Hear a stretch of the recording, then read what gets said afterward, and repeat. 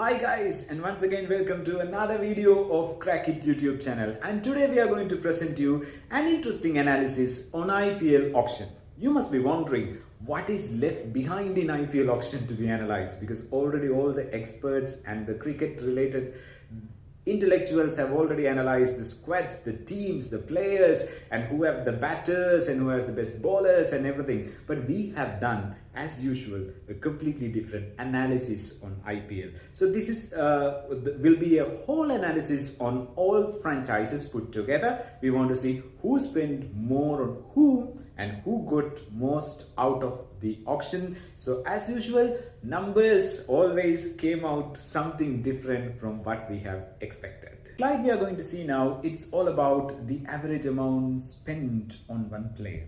So it's expected the LSG to spend more because they are a franchise coming in and they might wanted to spend so much to build a squad for them. But what I'm really surprised here, it's like, look who is at the last. It's KKR, understandable, because they prefer a lot of uncapped players and that's how their tradition goes on. And who is next to that? Punjab Kings 11. Because we always tend to think that Punjab and Preeti Zinta used to spend a lot on players and they wanted to buy them. But now, is it showing us a new trend, as if they are moving from the maximum expensive players and the star players to normal players, and are they moving to the Indian players to build a core to that? So we have to wait and see. But as far as I'm concerned, I'm so surprised about it. And all the other franchises who are spending in between them, that's okay, because they also had their plans and they had their teams. Some of them have to retain their players, some they have to build their score or core and the team for them. So this slide is all about how much each franchise spent on that one player that they always wanted. And disclaimer, this is not only the auction, but it includes also the retainer. So it's understandable the LSG is spending really high on one player, that's KL Rahul, because they wanted to take him as the captain, keeper, opener, everything. So they have to spend a lot. And the good coincidence is second, third, fourth, the most three consistent franchises, they spent pretty much same amount on one player. So this is very interesting for me, because all three players had that one player they were chasing to make sure that they have the core, and they made sure that they get it. But what is interesting is look at the last one. It's Kings 11 Punjab. Normally known for buying players, bidding and almost involved in all these bidding wars. But now I think they have reduced spending on one player. Maybe is it they are shifting their focus back from these international superstars to local players, to make sure that they wanted to build a squad which is working for them successfully and thinking about the future. We never know, but that's really surprising and interesting for me.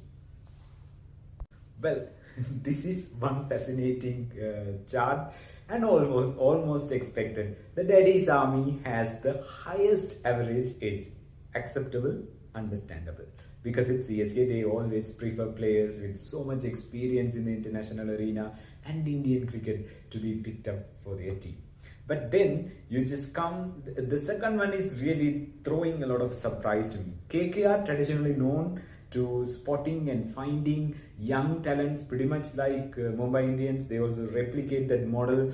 But we had Varun Chakravarti, Venkatesh Iyer, Prasidh Krishna, Shubman Gill, Rana type of. But now their average age has gone up. So are they preferring some experience into the team? Are they welcoming it? It's very, very interesting debate to have it.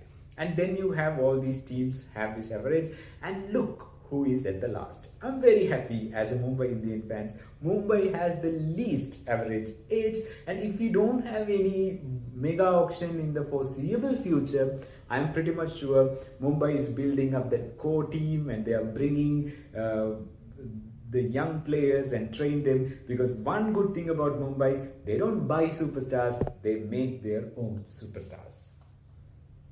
So this is a very interesting way to look at the data, because we just put all the players together and draw this data.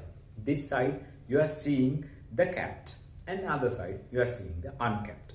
You can see a subtle difference between the quality or the type of players in both quantity.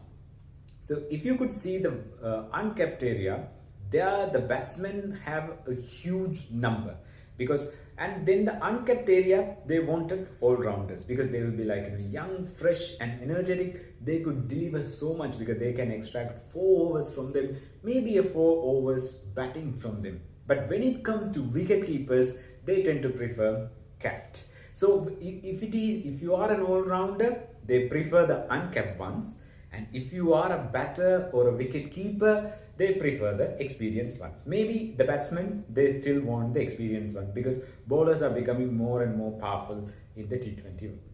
So I think with this we are summing up our auction analysis of mega auction 2022. We are all geared up for IPL, and root for your favorite franchise, and make sure to like, subscribe and share this video if you think it's worth sharing. Thank you so much. Stay tuned, stay safe.